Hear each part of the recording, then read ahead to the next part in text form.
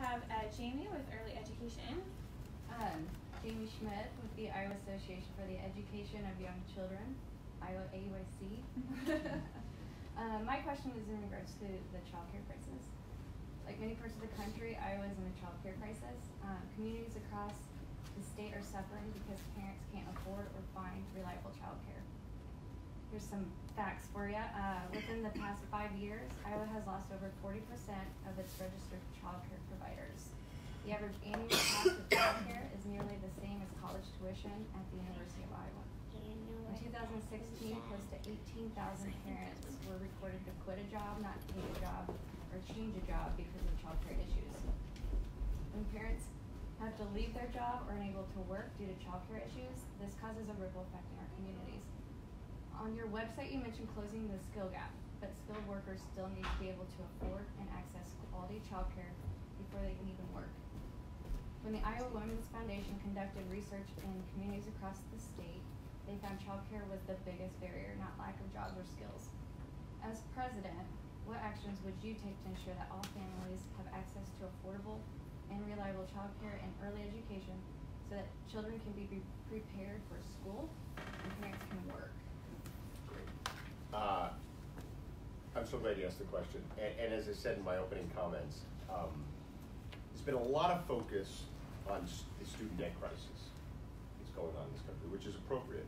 But I often feel like there's been no focus on the little ones. Mm-hmm. And I think when we think about education, we have to think about the whole continuum, from early childhood all the way to what happens after high school. And so I've called for a couple things. The first thing I've called for is to make pre-K universal in this country. I mean, I think every child deserves pre-K, and I think we have to stop thinking of K through 12 and start thinking about it starting at pre-K for every kid. And I introduced legislation to do that when I was in Congress to create universal pre-K, and I want to do that as president. I also want to massively expand what I call 0 to 3, which is that that educational experience that my kids had the blessing of having, and so many other kids had the blessing of having before they even get to pre-K. And we all know in many ways that's the best investment we make. And the data kind of confirms that. Kids that don't have access to pre-K or early childhood and pre-K, they're starting kindergarten having heard 1/3 of the number of words that other kids have heard. In many ways, they never catch up. So I think we need universal pre-K, and we need a massive expansion of 0 to 3 or early childhood, particularly for low-income families. So that pretty much every kid in this country has something at 0 to 3, pre-K, and then kindergarten. So I think that's what we have to do from kind of an educational perspective. But then we have to do things to support families who are struggling and need other child care solutions. So that's why I've called for federal and national paid family leave. That's why I've called for an expansion of the child tax credit. That's why I've called for a very significant expansion, a doubling actually, of something called the Earned Income Tax Credit, which I think is in many ways the best anti-poverty program we have in this country. The only problem with it is it's a terrible name. No one knows what the EITC is. I want to call it the Workers' Tax Credit, because that's really what it is.